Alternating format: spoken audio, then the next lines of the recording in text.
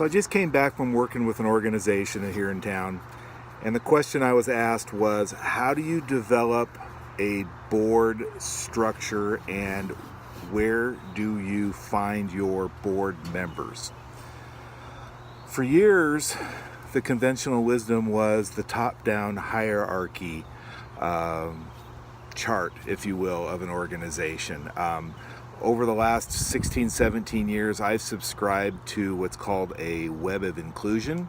It's a organizational chart that is circular, and it denotes arrows going left and right and up and down and diagonal, because it really does show the true communication of an organization.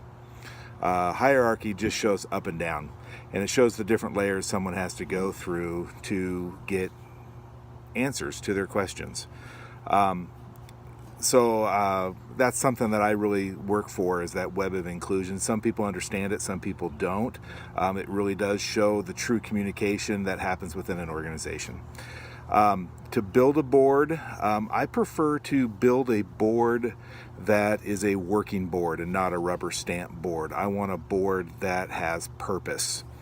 So about 16, 17 years ago, when I was director of the local United Way, I had a board member who came up to me. He'd only been on the board for a few months and said, I've been on the board for 3-4 months and no one's ever asked me to do anything, so I'm going to step off the board. And I said, pump the brakes. I said, we're going to try something.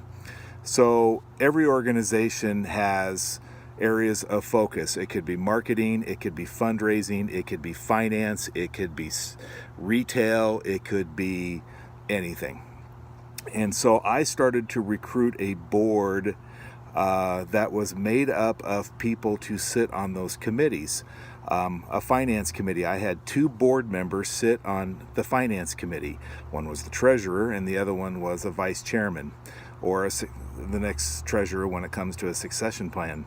But the finance committee was made up of CPAs, CFOs, and bankers, because different financial people look at financial statements differently, and I needed that transparency.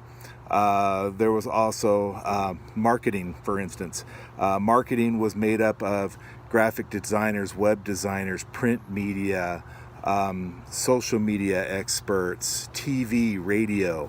But building committees that have purpose. So many nonprofits especially build boards of directors of people who basically have a pulse or can fog a mirror. And that's what the agency uses them for. I really wanted a working board. I wanted a board that was going to help the organization advance its mission in what they do.